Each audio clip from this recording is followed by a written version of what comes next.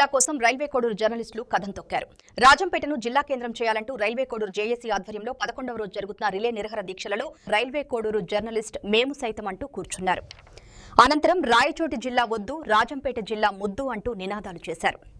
ఈ సందర్భంగా రైల్వే కోడూరు జర్నలిస్టులు మాట్లాడుతూ పిల్లల భవిష్యత్తు కోసం రాజంపేట జిల్లా కేంద్రం చేసుకునేందుకు ప్రతి ఒక్కరూ ముందుకు రావాలన్నారు.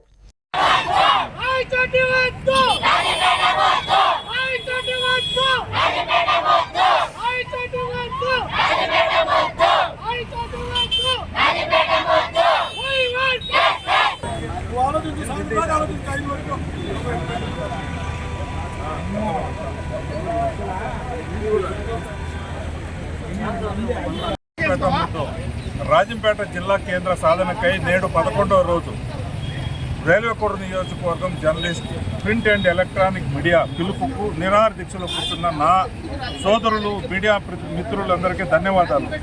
ఈ సందర్భంగా మా మీడియా మిత్రుల ద్వారా నేను తెలియజేయటం ఏంటంటే, రాజంపేట కేంద్రంగా సాధించేందుకు మనం పిల్లల భవిష్యత్ కార్యాచరణ సులభతరం చేసుకోవడానికి రాజంపేట జిల్లా జర్నలిస్టులు అందరం కలిసి ఈ దీక్షకు మద్దతుగా కూర్చోవడం జరిగింది. గవర్నమెంట్ ఈ విషయాన్ని గమనించి రాజంపేట జిల్లా కేంద్రంగా ప్రకటించాలని, ఈ దీక్షలో ఇంతటితో ఆపకుండా మరింత ఉధృతంగా చేయడానికి మేము ఎక్కడికైనా వెళ్ళడం జరుగుతుందని, జిల్లా కేంద్రం కోసం మేము ఎంతకైనా తెగిస్తామని ఈ సందర్భంగా తెలియజేయడం జరుగుతుంది.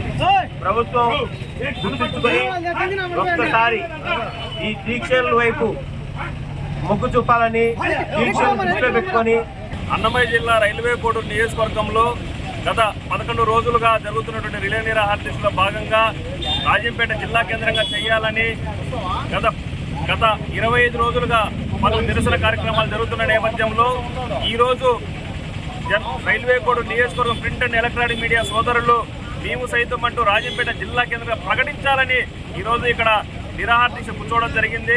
అలాగే రాబోయే రోజుల్లో మరింత ఉధృతం చేస్తామని తెలియజేస్తూ, రాజంపేటను జిల్లా కేంద్రంగా ఎందుకు చేయాలి అని అంటే, రాజంపేటలో ఒక సబ్ కలెక్టర్ ఆఫీస్ కావచ్చు, అలాగే రోడ్డు రవాణా మార్గం కావచ్చు, రైలు మార్గం కావచ్చు, కూతవేటు దూరంలో రేణుగుంట ఎయిర్పోర్టు, ఇటు వెళితే కడప ఎయిర్పోర్టు, ఇలా ప్రతి ఒక్కటి రవాణా మార్గానికి అనుకూలంగా ఉన్నటువంటి ప్రతి ఒక్క